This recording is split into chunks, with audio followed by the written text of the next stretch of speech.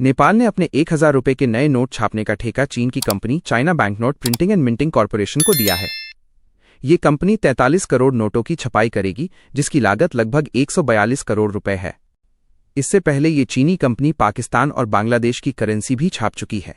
कुछ खबरों के अनुसार नेपाल ने 100 रुपये के नोट के डिजाइन में बदलाव को भी मंजूरी दी है, जिसमें भारत के लिपुलेख, लिम्पियाधुरा और कालापानी क्षेत्रों को नेपाल का हिस्सा दिखाया गया है। चीन को ठेका मिलना और विवादित क्षेत्रों वाले नक्शे का नोट पर छपना भारत और नेपाल के बीच तनाव बढ़ा सकता है। ये कदम भारत की चिंता बढ़ाएगा, क्योंकि इससे नेपाल में चीन का प्रभाव बढ़ने की संभावना है। केंद्र सरकार ने 8वें वेतन आयोग के लिए टर्म्स ऑफ रेफरेंस 2R को मंजूरी दे दी है और जल्द ही आयोग का काम औपचारिक रूप से शुरू होगा। आयोग को अपनी सिफारिशें लगभग 18 महीनों अप्रैल-जून 2027 तक सरकार को सौंपनी होंगी, इसलिए इसे दिवाली 2027 तक लागू किए जाने की प्रबल संभावना है। वेतन में वृद्धि फिटमेंट फैक्टर पर निर्भर करेगी। विशेषज्ञों के अनुमान के मुताबिक ये 1.8 से 2.46 गुना के बीच रह सकता है। इससे न्यूनतम मूल वेतन लगभग 14% से 34% तक बढ़ने का अनुमान है। वेतन के साथ साथ बोनस, ग्रेच्युटी और पेंशन में भी सुधार और बढ़ोतरी की सिफारिशें की जाएंगी। लागू होने पर मौजूदा महंगाई भत्ता डीए बेसिक सैलरी में मर्ज कर दिया जाएगा और डीए की गणना 0 से शुरू होगी। रक्षा मंत्री राजनाथ सिंह ने कांग्रेस नेता राहुल गांधी द्वारा लगाए गए वोट चोरी के आरोपों को निराधार और झूठ बताया है। राजनाथ सिंह ने राहुल गांधी को चुनौती देते हुए कहा कि अगर उनके पास वोट चोरी के पुख्ता सबूत हैं तो उन्हें जनता को गुमराह करने के बजाय तुरंत चुनाव आयोग, इलेक्शन कमीशन में लिखित शिकायत दर्ज करानी चाहिए। उन्होंने कहा कि कांग्रेस मुद्दों की कमी के कारण संवैधानिक संस्थाओं पर निराधार आरोप लगाकर झूठ फैला रही है। राजनाथ सिंह ने कांग्रेस पर जाति, पंथ और धर्म के आधार पर विभाजनकारी राजनीति करने का भी आरोप लगाया। उन्होंने जोर देकर कहा कि सत्य बोलकर ही सार्थक राजनीति की जा सकती है, झूठे आरोपों से नहीं। अमेरिका में जारी सरकारी शटडाउन के कारण संकट गहरा गया है, जिससे सरकारी कामकाज पूरी तरह ठप है और हवाई यात्रा बुरी तरह प्रभावित हुई है। हवाई यातायात पर असर। शटडाउन की वजह से एयर ट्रैफिक कंट्रोलर बिना वेतन के काम कर रहे हैं और उनकी अनुपस्थिति दर बढ़ गई है। इससे देश के 40 प्रमुख एयरपोर्ट्स पर 5000 से अधिक उड़ानें रद्द या विलंबित प्रभावित हुई हैं। कई एयरलाइंस ने फेडरल एविएशन एडमिनिस्ट्रेशन (FAA) के निर्देश पर 1000 से अधिक उड़ानें रद्द कर दी हैं, खासकर न्यूयॉर्क, शिकागो और लॉस एंजल्स जैसे व्यस्त हब में। फंडिंग की कमी के कारण FAA समेत कई संघीय एजेंसियां सीमित क्षमता या बिना वेतन के काम कर रही हैं, जिससे सुरक्षा और संचालन पर दबाव बढ़ रहा है। ये संकट थैंक्सगिविंग जैसे बड़े त्योहार से पहले यात्रियों के लिए बड़ी परेशानी का कारण बन रहा है। पाकिस्तान सरकार ने संविधान में संशोधन के लिए एक अहम बिल पेश किया है, जिसके तहत रक्षा बलों के प्रमुख नामक एक नया पद बनाया जाएगा। ये पद वर्तमान पाक आर्मी चीफ असिम मुनीर को सौंपा जाएगा, जिसके लिए संविधान के अनुच्छेद 243 में 27वां संशोधन प्रस्तावित है। मुजफ्फरनगर में राज्य कर विभाग ने खतौली के पास कर चोरी के एक संगठित गिरोह का पर्दाफाश किया। मीरापुर मार्ग पर 7 वाहनों को पकड़ा गया, जिनमें पुराना लोहा लदा था और GST चोरी पाई गई। बिहार, हरियाणा, पंजाब और झारखंड की फर्जी फर्मों के खिलाफ मुकदमा दर्ज किया गया है। पुलिस अब नेटवर्क से जुड़े अन्य लोगों की जांच कर रही है। उत्तर प्रदेश के मुख्यमंत्री योगी आदित्यनाथ बिहार विधानसभा चुनाव के प्रचार के अंतिम दिन रविवार 9 नवंबर 2025 को 4 जनसभाएं करेंगे। वे अररिया के सिकटी, नरपतगंज, अररिया हाईस्कूल स्टेडियम, छातापुर, भीमपुर और बिस्फी, गांधीनगर, सिमरी विधानसभा क्षेत्रों में रैलियों को संबोधित करेंगे। इन रैलियों के साथ योगी आदित्यनाथ की बिहार चुनाव में कुल 31 चुनावी जनसभाएं हो जाएंगी। इन सभाओं का उद्देश्य सीमांचल और मिथिलांचल क्षेत्रों में NDA के उम्मीदवारों के लिए समर्थन जुटाना है। आज शाम को दूसरे चरण के चुनाव प्रचार का काम थम जाएगा। इन रैलियों में वो NDA की उपलब्धियों और विकास के एजेंडे पर जोर देंगे। उत्तर प्रदेश के राशन कार्ड धारकों के लिए नवंबर महीने के मुफ्त राशन वितरण की तारीखों का ऐलान हो गया है। खाद्य एवं रसद विभाग के निर्देशों के अनुसार प्रदेश में 8 नवंबर से मुफ्त राशन का वितरण शुरू हो गया है, जो 25 नवंबर 2025 तक चलेगा। सभी उचित दर दुकानों, कोटेदार पर यह वितरण ई-पॉस मशीनों के माध्यम से किया जाएगा, ताकि पूरी प्रक्रिया में पारदर्शिता बनी रहे। राशन कार्ड धारकों को समय पर अपना खाद्यान्न प्राप्त करने के लिए निर्देश दिए गए हैं।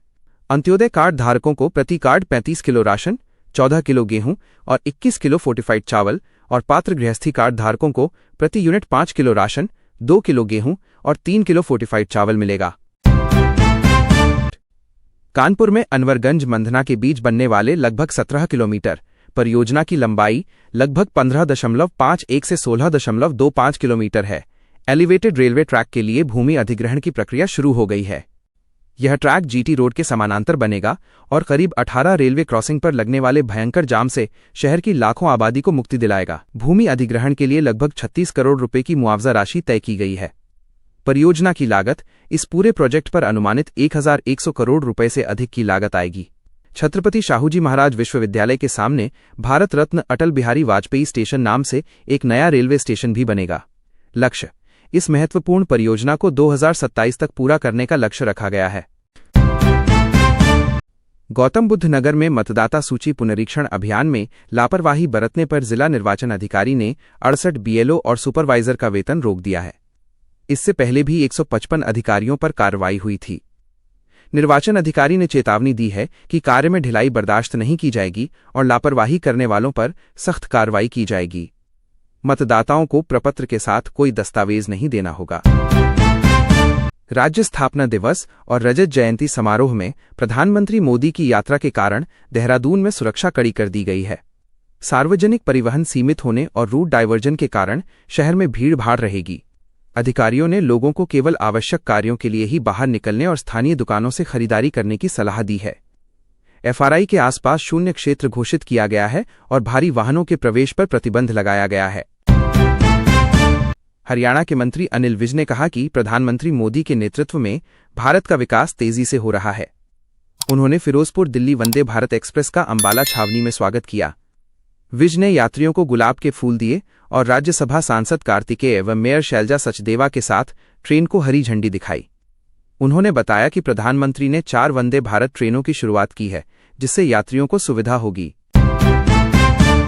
बिहार चुनाव के दौरान कांग्रेस महासचिव प्रियंका गांधी वाड्रा ने प्रधानमंत्री नरेंद्र मोदी के कट्टा, एक प्रकार की देसी पिस्तौल वाले बयान को लेकर उन पर तीखा हमला किया। ये विवाद तब शुरू हुआ जब प्रधानमंत्री मोदी ने एक चुनावी रैली में कथित तौर पर कट्टा शब्द का इस्तेमाल किया था। कुछ रिपोर्ट्स के अनुसार पीएम ने आरजेडी पर निशाना साधते हुए कट्टा रखकर सीएम पद चोरी करने का आरोप लगाया था। प्रियंका गांधी का पलटवार। प्रियंका गांधी ने बिहार के कटिहार में जनसभा को संबोधित करते हुए कहा कि देश के प्रधानमंत्री के लिए कट्टा, गोली, रंगदारी और फिरौती जैसी भाषा का इस्तेमाल करना शर्मनाक है। उन्होंने पीएम मोदी पर देश के सर्वोच्च पद की गरिमा खराब करने का आरोप लगाया। प्रियंका ने यह भी आरोप लगाया कि पीएम मोदी अब जनता को गुमराह नहीं कर पा रहे हैं, इसलिए वो वोट चोरी करने की कोशिश कर रहे हैं और संविधान को कमजोर कर रहे हैं। ये मामला ग्रेटर नोएडा के तिगरी गांव से जुड़ा है, जहां चारदीवारी गिराने के विवाद ने हिंसक रूप ले लिया और एक युवक की मौत हो गई। तिगरी गांव में एक प्लॉट की चारदीवारी गिराने और गाली गलौज को लेकर विवाद हुआ। यह विवाद मारपीट में बदल गया। आरोपियों ने गौरव यादव और उसके दोस्त लव कुमार पर हमला किया, जिसमें लव कुमार गंभीर रूप से घायल हो गया और बाद में उपचार के दौरान उसकी मौत हो गई।